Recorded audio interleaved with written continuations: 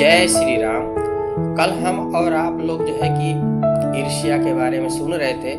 जलन, ईर्ष्या, जिसको कहते हैं कि मात्सर्य भाव, ये गलत है। हमारे यहाँ पड़ोसी सच्चा ही कैसे माना गया है, तो वो बोले वो आदर्श केवल हम इंसान बना। तो भगवान ने जो प्रत्येक के अंदर, जिनके अंदर, जिसके उसके अंदर जो है कला दी होगी, वो आ जाएगी नैसर्गिक रूप से। जो शिक्षा, जो एक शिक्षा होती है ना, केवल धन कमाने के लिए प्राप्त की जाती है।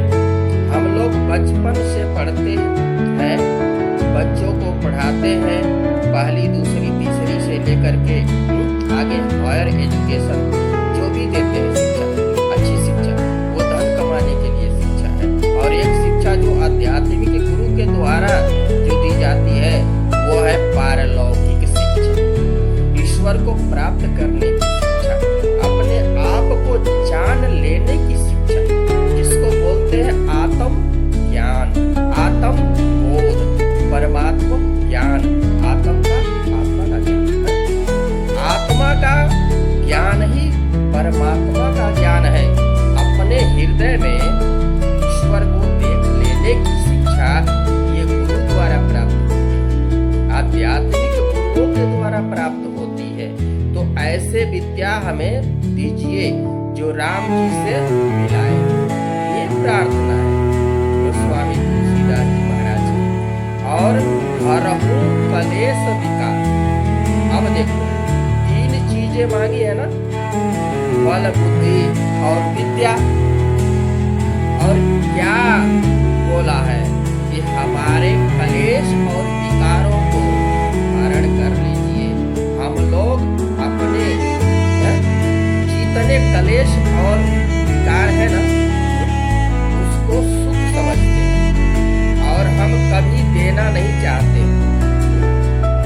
कभी नहीं देना चाहते। पर आत्मा को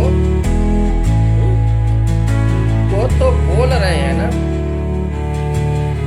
परमात्मा को तो बोल रहे हैं ना, मैं भी मोह माया में लिपटा हुआ हूं, मैं भी अपने कलेश विकार दे नहीं सकता।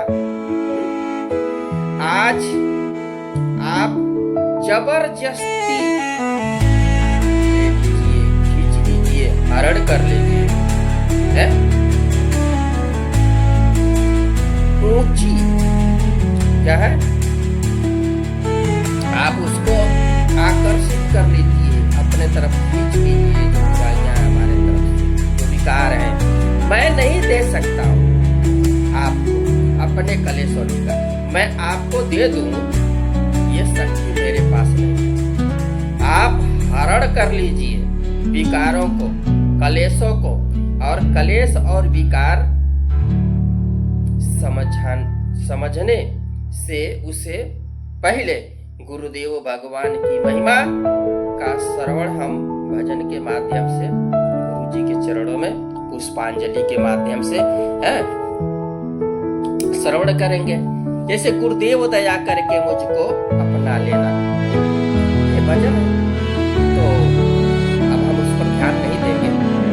देखिए, जिस कथा की चर्चा में, जिस कथा में गुरु वंदना अधिक हो, गुरु के चरणों की वंदना अधिक हो, गुरु पर अधिक शब्द कहे जाए, गुरु की महिमा का गान हो, वह कथा जीवन में प्रकाश लाने वाली होती है भैया। वह जीवन में प्रकाश देती है, प्रकाश लाएगी। और जिस जीवन में गुरु का मार्गदर्शन अधिक हो, वो जीवन प्रकाशमय बन जाता है, मतलब ईश्वरीय बन जाता है। प्रकाश माने ईश्वर, जिनके जीवन में बचपन से सदगुरु आ गए हो, सिद्ध कहलाए, आगे चलकर चाहे तो स्वामी विवेकानंद जी ही क्यों न हो, स्वामी विवेकानंद की बात हो, चाहे वो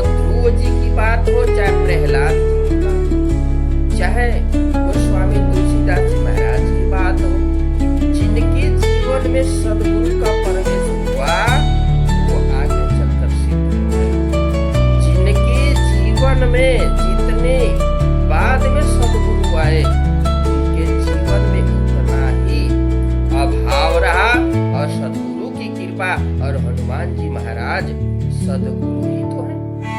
तो सदगुरु ही है कि जय जय जय हनुमान गोसाई, कृपा करहु गुरुदेव